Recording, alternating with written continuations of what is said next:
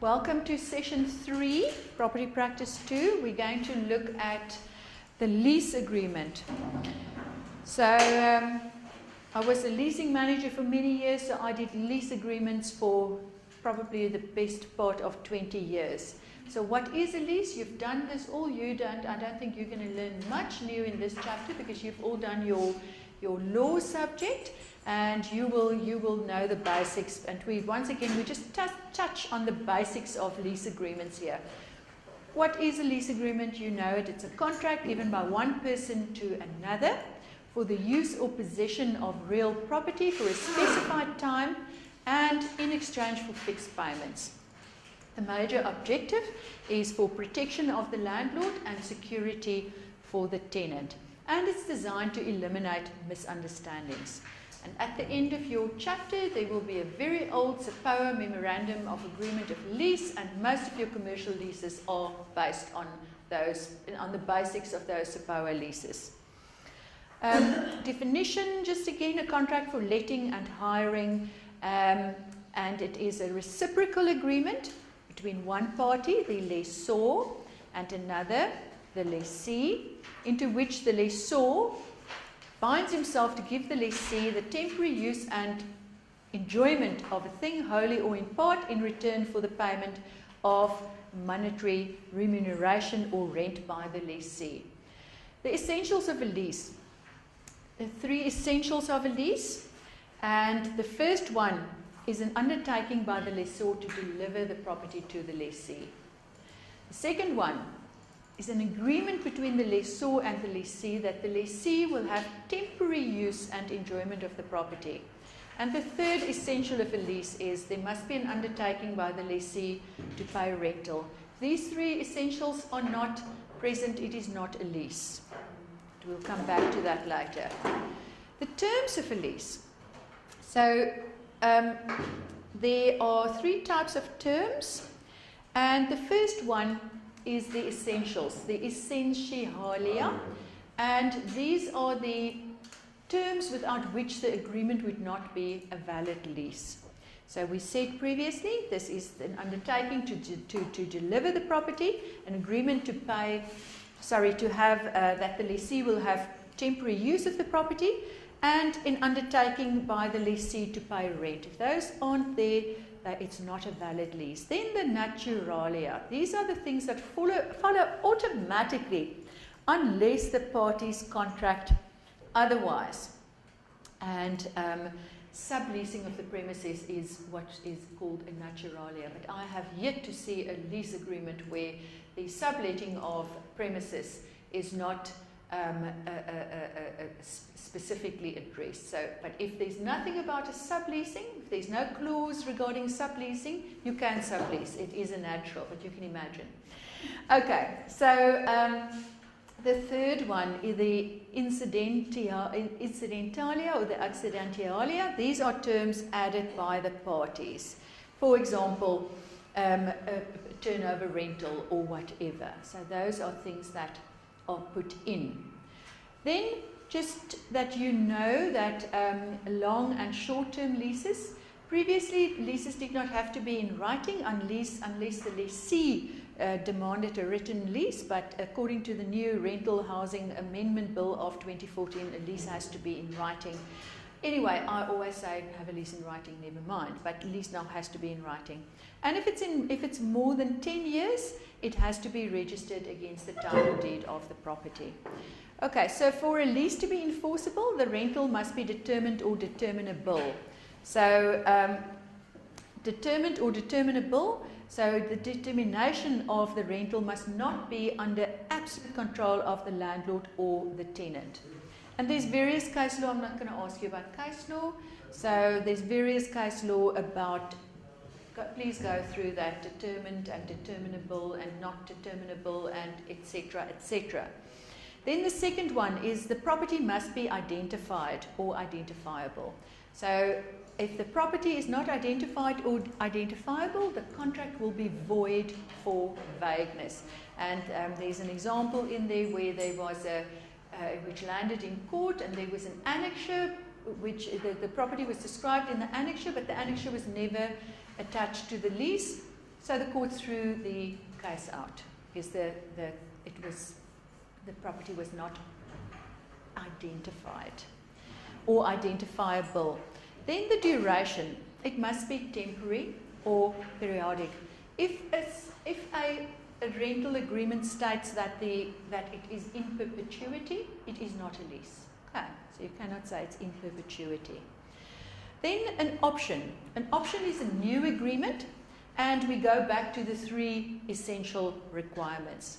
So if you have to distinguish between an option and a right of first refusal, a right of first refusal, you offer it to your tenant first, and there are 2 possibilities. And it is a basis for a negotiated agreement. So a right of first refusal is a basis for a negotiated agreement. An option is a totally new agreement. And you can please go through case law there, etc., etc. Then the good old term, what do you understand under the term hier gaat voor koop? You all know the term hier gaat voor koop. Okay? Rent goes before purchase, yeah? So if you sell a building and there's a tenant in the building, that tenant stays. That tenant does not get kicked out because you have now sold the building. So you have security of tenure. So hier gaat voor koop. There's lots of case law. We're not going to go into detail. Sorry, Jan. Yes. Is someone able to get out of an option? Ooh, you know, you can get out of anything. But if he doesn't comply with the yeah, yeah, no. It's a whole new agreement again. So if he doesn't comply with what an option is, it's easy to get that. Okay, so for example, if I had a retail store and I had the option, once my lease was about to expire and I didn't want to carry on with the Then you say you don't want to take up the option. Yeah. Then you just say you don't want to take up the option. Yeah. But from the landlord side, it's a bit more difficult. If he's given you an option, it's binding. Yeah. Yeah. But you as a tenant can just say, I've got an option, but I'm not, you will say, I'm not exercising my option. Yeah. But unless on the landlord, it can only give him an option if perhaps during the course of your lease, he might have valid reasons to terminate. Yes, you didn't pay your rental. Yeah. So, or you did something wrong. So you keep, that's why you always keep a file, you put everything in the file, and you just say, sorry, I don't, you want to take up your option, I don't want to because you missed payments, you did this, you did that. Yeah. But your rental is also subject to rules and regulations. Yeah. So if you break the rules and regulations, Exactly. the landlord can. That's what we're saying. Then the landlord can say, I'm not, you know, you can't take up that option. I don't want you as a tenant. Yeah. Absolutely. That's why it's very important to keep good records. Write up everything and you keep it on file, and that day when it comes to renegotiating, you sit down and you say, "You're an excellent tenant, I'd like to have you," or "I'm afraid, you know, if we look at your record, I don't want you as a tenant." Okay, so if we look at, so that's hier gaat voor koop, and if we look at subleasing and assignment and cession. So subleasing, as we said before, that's a naturalia, but I have never seen an agreement where the following clause is not put in. The lessee shall not sublet the premises without the prior consent of the lessor, which consent shall not be unreasonably withheld. You as a lessor will always have that clause in where you cannot just allow a tenant to go and sublet premises without you agreeing or not. Okay. But you must also be you cannot be, it's also very important, you cannot unreasonably withhold your approval. If it's a tenant, which it's a good tenant, which is in the same line, same financial strength, same old, then it's all right. But if you now just want to get out of the lease and you are a supermarket and you bring in a hairdresser, the landlord says, I don't want a hairdresser, I want a supermarket. You know, or you bring in another supermarket, but the landlord looks at the financials of this tenant and he says, but I'm not happy with the financials of this tenant. No, then he's not unreasonable in withholding his approval. Okay, but it's a tricky field. It will vary from situation to situation. We can stand and talk about that all day long, the pros and cons and the this and that. That is the basic principle. That clause is in. The lessee shall not sublet the premises without the prior consent of the lessor, which consent shall not be unreasonably withheld. Let me just share something. Yes. In our case in government, when we release funds, we do have that particular clause, but we have excluded the last part, which says it cannot be unreasonably withheld or whatever. Yeah. Mainly because we do not want to leave it to the lessee to sublease, because the minute we pick it up that the person wants to sublease, we realize that they are not using the property up to the maximum. And then there is a policy that regulates how allocations should be made. Then it goes back to the drawing board. Yes. So there's no waiting list, there's a procedure of allocation. Okay. And it goes back to the committee, then we subdivide and portion, and they retain what they're able to use. And it becomes the administration of our administration to allocate the other portion. It's Okay. not him subleasing. Okay. Okay. Interesting. Just shows you. Right. There would be case law, probably new case law on that would be, there would be probably very interesting case law on that. Okay, so if we look at, so that is now subleasing. So there's lots of old case law, and it would be nice if this book is upgraded with new case law. And maybe you get new case law in your law subjects. Then cession. So a cession is related to rights only. So if a lease is silent to whether a tenant can or cannot cede his rights, then he can cede the lease to someone else. So that's about rights only. Then an assignment of a lease. An assignment is a cession of the tenant's rights and a delegation of his obligations. But tenant can never assign his rights and obligations without the consent of the landlord. And the landlord can also give it in advance. Then, do you do an assignment or a sublease? So, should a landlord agree to a sublease by a tenant? So, you must keep in mind, we spoke about it before, the landlord's hypothec. We haven't spoken about it before, but you must have heard about it before. The landlord's hypothec over the assets of a tenant for arrear rentals. So, if a landlord consents to a sublease, the landlord, and he knows that the assets in the shop belong to a sublessee, and there's no agreement between the sublessee and the landlord, it's important that the landlord cannot attach the sublessee's property for rent due by the tenant. So the landlord must be careful when when there's a sublessee. So it's better for the landlord to agree to an assignment of lease by the tenant to a new tenant, and he also gets the existing tenant's suretyship for the obligations of the new tenant. So he's got belts and braces. So the landlord would have a right over the new tenant's movables and also a right to claim rental from the existing tenant. Okay. So it's better to agree to an assignment of lease rather than a sublease. Also depends on circumstances, but we usually prefer to do an assignment of lease and then keep the current tenant, keep them responsible, and then if it's a good tenant at the end of that of the agreement, then we enter into an agreement with the new tenant. But you've got belts and braces if you do an assignment of lease. Okay, compensation, yes. Is it standard practice on the commercial rentals for the landlord to ask the tenant for rental for the rest of the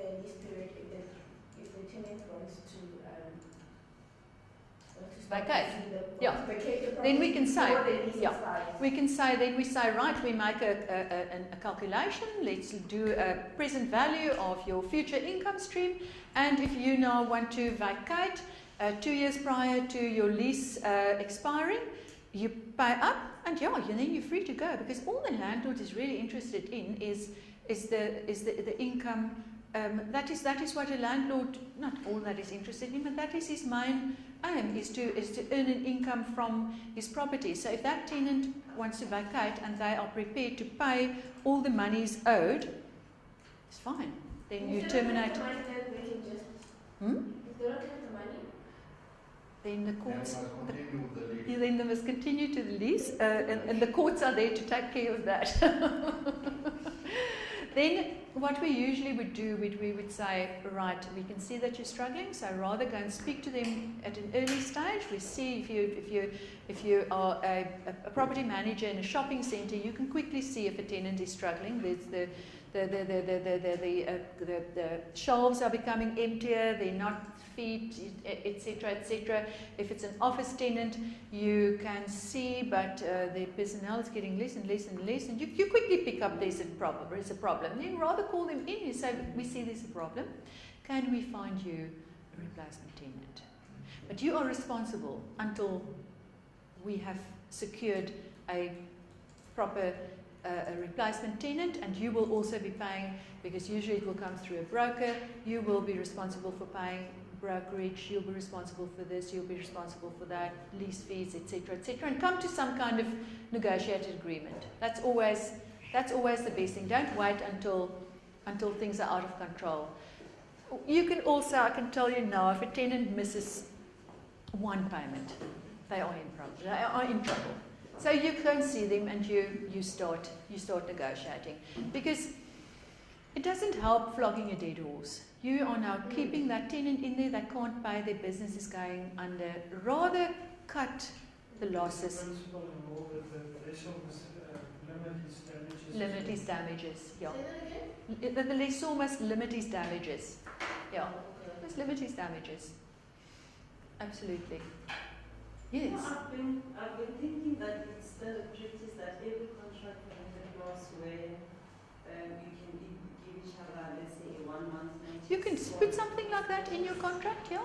You can put anything in a contract. If you put a clause like that in, then So it's a month-to-month lease then.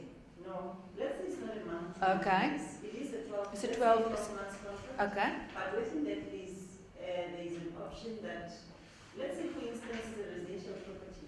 Somebody gets a transfer. Okay. From Cape. And You then can you put- know already that you're taking up employment elsewhere. Yeah. You are still within the contract, then you just serve notice. You can put anything in a lease. Yeah, you can put Or anything. maybe the way the commercial property operates is different from the residential property. I'm not sure about that, but yeah, look, but to me it's a pointless exercise actually having a 12-month lease, and then you've got a 1 month. You can give notice for 1 month, because what is the security for the landlord or for the tenant then? If they can, then it should be a month to month. Then it should just be a month to month agreement. Residential contracts are like that. Oh, really? Yes, even though it's you're on a 12-month contract. Yeah. It gives you an option To yeah, give notice to either serve way. notice for a month, So there's no yeah. security. Okay. But the CPA only limits for residential properties. Yeah. It limits the rental that the tenant will be liable for 2 months ahead. Oh, right. So they can't charge the tenant more than 2 months. Okay. For residential. Yes. Okay. Yeah, the CPA is a bugger. In commercial, we refuse to sign leases with individuals because you can't. Your hands are tied. They're so protected. So we just insisted it has to be a company and no leases with individuals. They are just too protected in terms of the CPA. Okay, so if we look at compensation for improvements, once again, the common law position is that a lessee who has affected improvements is entitled to compensation on termination of the lease. That is also, once again, very complicated. and the landlord must deal with this when the lease is signed, to just say no compensation for improvements, end of story. Otherwise you sit with problems at the end, and you usually don't want the improvements that they've made, and they want to be remunerated for it. Okay. Then the landlord's hypothek. So what is the landlord's hypothek? So the tenant, if the tenant fails to pay rental, the landlord has a prior right to movables contained in the leased premises. But there are very strict rules, and you have to follow the procedural laws of court to establish your hypothek. So if the goods are removed before the hypothek is established, you lose your hypothek as a landlord. So you as a landlord must follow the rules exactly, otherwise you lose your hypothek.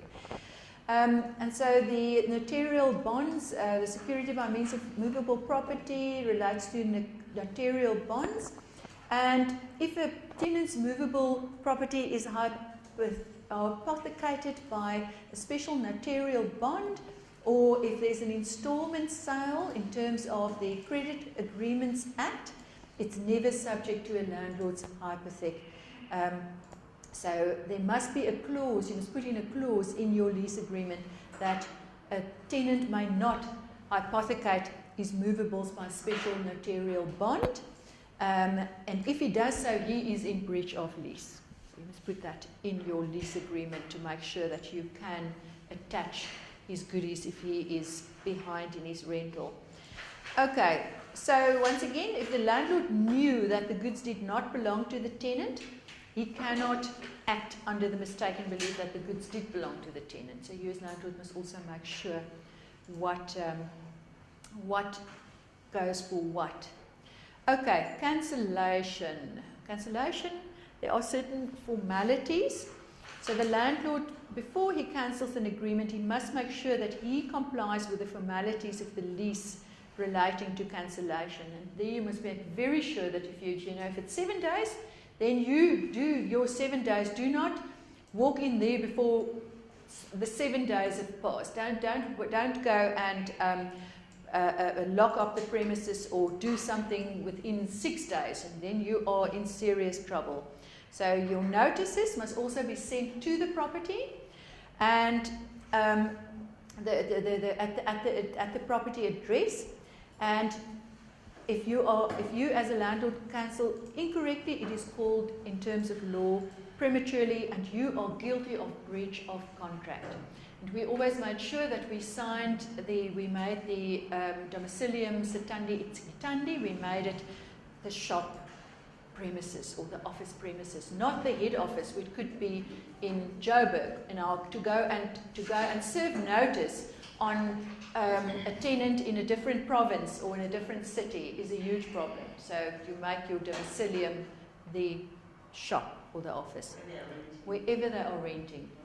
Make that the domicilium. But what happens if they are in breach and for some reasons the shop is closed because they encounter financial problems? You're probably sheriff of the court on the door, yeah. And we've seen things like that. It's been delivered. There you are. Yeah, they lock up. No, it's a tricky field. You don't want to. You stay away. Try and stay away from that kind of thing. Rather go negotiate, find another tenant. The moment you start with those, but if you have no alternative, then you must follow the rules by the letter. But hopefully you don't have to go that route, because once you go that route, then everyone loses. So try and negotiate beforehand. Okay, so right, termination. So a lease is not terminated by the death of either the landlord or the tenant unless the contract provides otherwise. So where it is a lease is for an undetermined period, it can only be cancelled by reasonable notice. So usually it goes with the basis of the lease, of the rental. So if it's monthly, if it's a monthly rental, then 1 month's notice can be given. So the lease is also not terminated by the landlord's insolvency. And where the lease property is sold by the insolvent landlord's trustee, the tenant is protected by the rules of huurgeld voor koop. So stipulation that the lease will terminate it on liquidation of the landlord is void. If a tenant is liquidated or sequestrated, the Insolvency Act provides that the lease is not terminated automatically, but it may only be terminated by the trustee by way of notice. So if the trustee fails to notify the landlord within 3 months, he's deemed to have terminated the lease at the end of those 3 months. Okay, then VAT. VAT is an inclusive act. VAT is an inclusive tax, sorry. VAT is an inclusive Before we come to that, I just want to check in terms of this huurgeld voor koop. With residential properties, right? Does that extend to, say for example, one buys a flat, whatever, with a tenant already in there? A tenant who was placed in there by a rental agent. Yeah. Right. But if, say, the new owner wants to carry on, it's fine, they don't have a problem with their tenant staying, but not the rental agent. So I just want to know if the huurgeld voor koop, whether it relates Not just the to rental agent, just the tenant.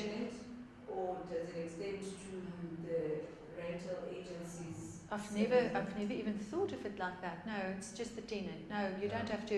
If you've got a contract with a rental agent, then it depends. You know that's got nothing to do with huurgeld voor koop. Huurgeld voor koop is to protect the tenant, Who's living in the unit. the person who's renting the unit.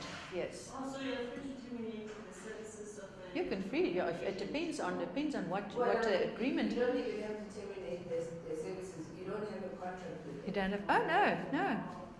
Got nothing to do with it. Some rental agents will say that the tenant is not placed in. So then what they will do is that they will then give them the tenant notice to vacate within about 1 month's notice, Depending on the contract. Yeah. And then after that, then the tenant has to vacate, and then we have to find another tenant. But if you keep the tenant, because it's their tenant that they placed in, you have to either get into a new contract with them or carry on. No, but the way I'm hearing you, you're not compelled. Yeah? No, you're not compelled, but what I'm saying is that rental agents will say that's the tenant we placed in. Yeah, but it's got nothing to do with huurgeld voor koop. No, that is a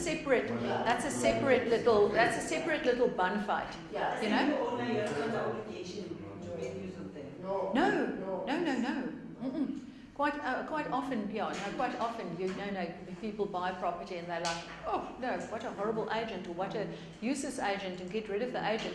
But of course, I'm keeping the tenant. I've got I bought a property with a tenant in it. There's a specialized guy in this area. Oh, okay. Do tell. It depends on the landlord if he wants the agent. Yeah, the If agent. he's Yeah, happy- If he's happy with the tenant. exactly. It depends. If you're happy with the tenant, No, but there's an agreement. If there's an agreement There's and an you agreement between the landlord and the tenant, but it was written by the agent. the agent was the agent. So Yeah. the agent is involved. The agent's You can't involved, just but it's go out. no. But you look if you have an agreement with an agent, but this is separate to huurgeld voor koop. That's what we're saying. We're saying it's not. We're talking two different conversations here. No, that is the management contract.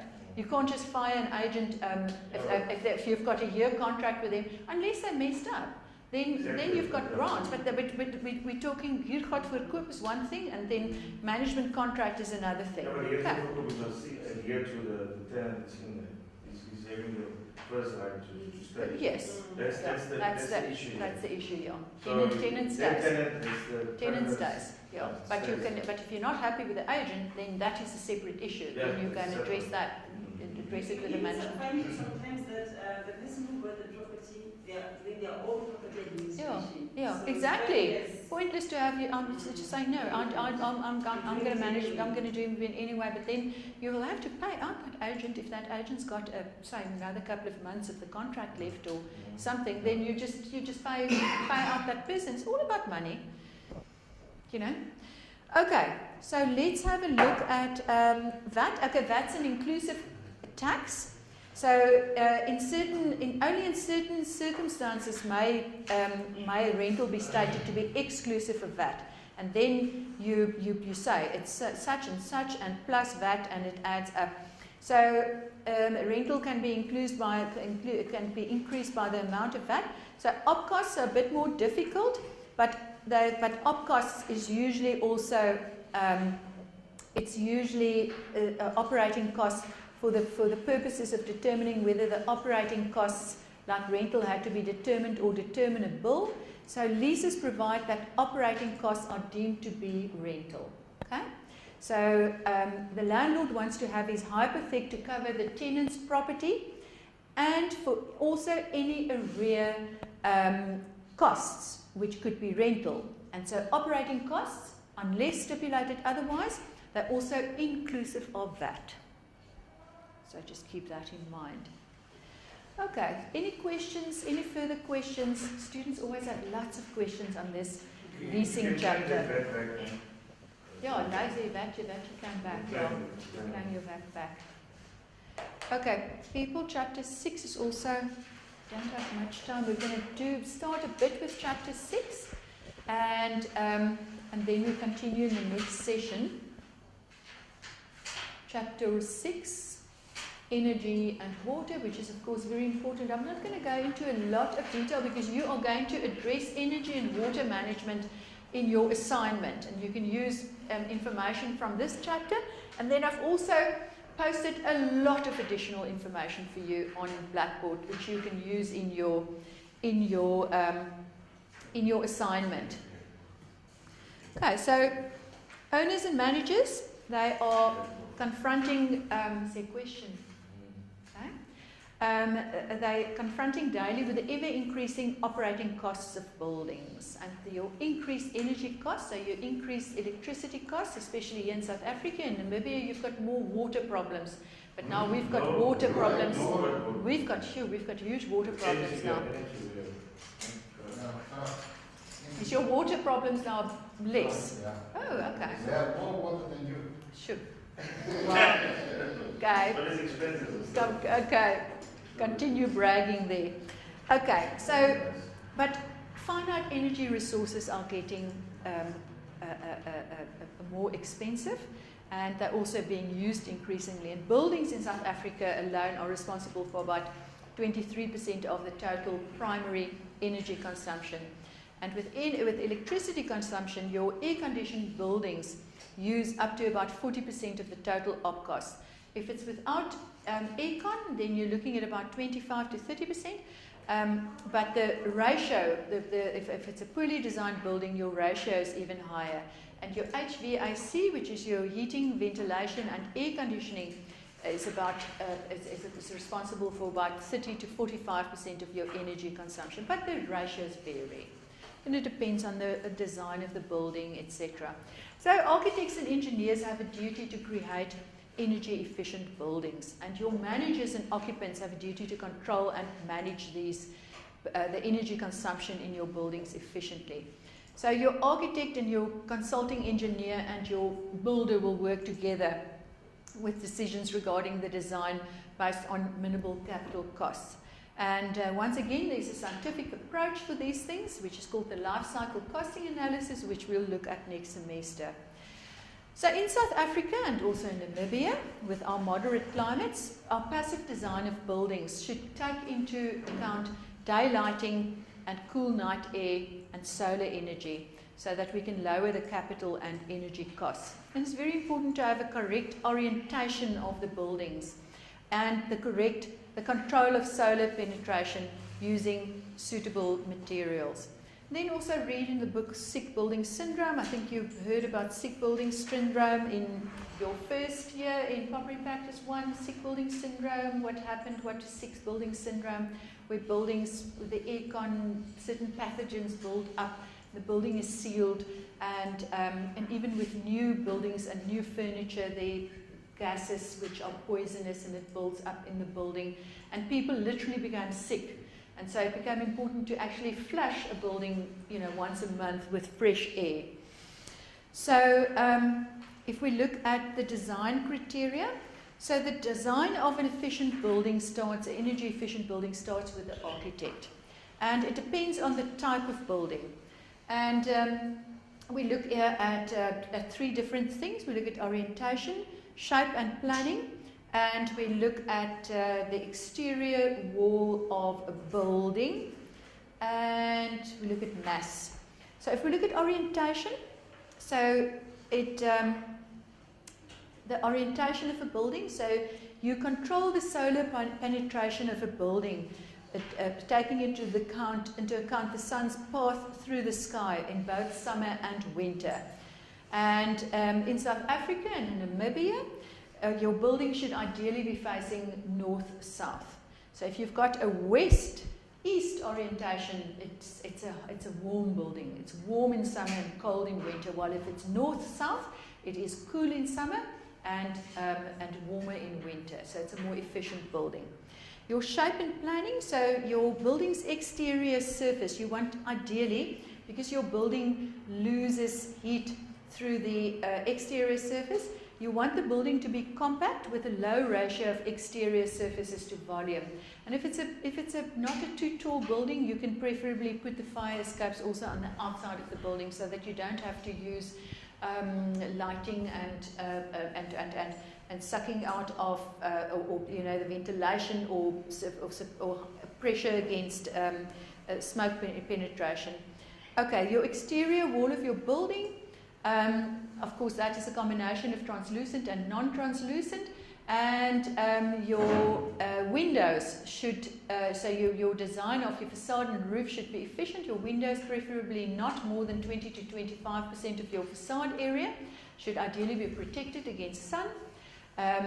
You could use double glazing as well, or reflective glazing.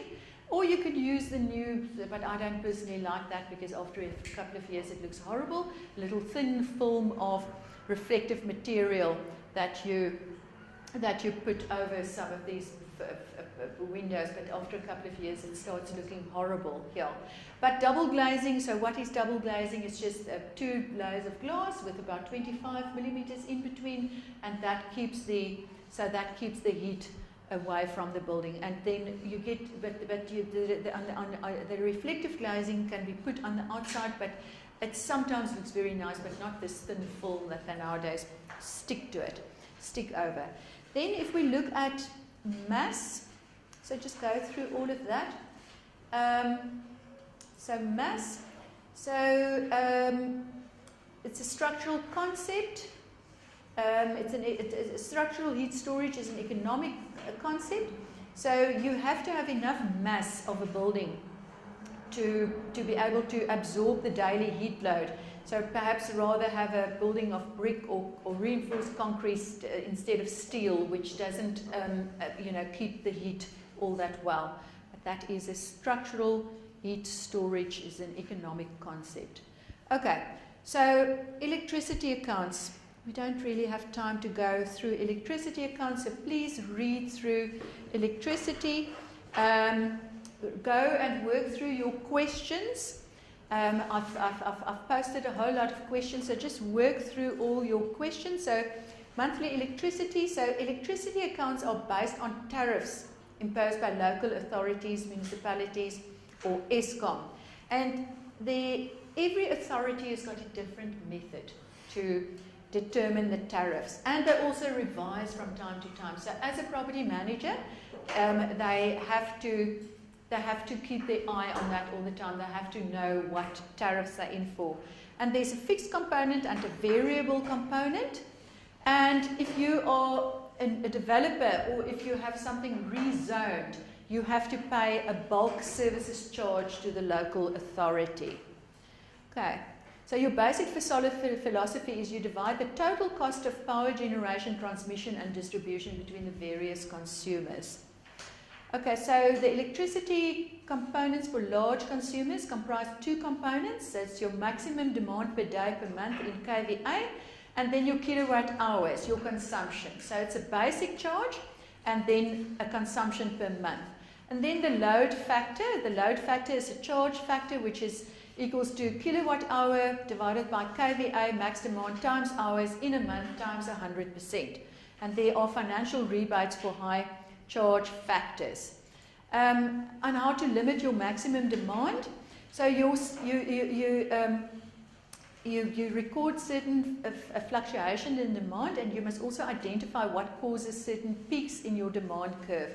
Then you must decide which equipment, you divide it into categories, which must be switched on, which you can switch off for certain periods or delay switching on, and others that you can switch off without inconvenience, which is for load shedding, for example, your geyser or certain production machinery. So you switch it off. I, for example, quite often just switch off my geyser and my fridge because they really do use a lot of electricity, and so you switch it on, and then you also you have certain systems and techniques. You can have alarms, because what you don't want in example in industry, you don't want a peak demand, because you're going to be charged on your peak demand. So you want to relay, you want your machines to switch on the one after the other.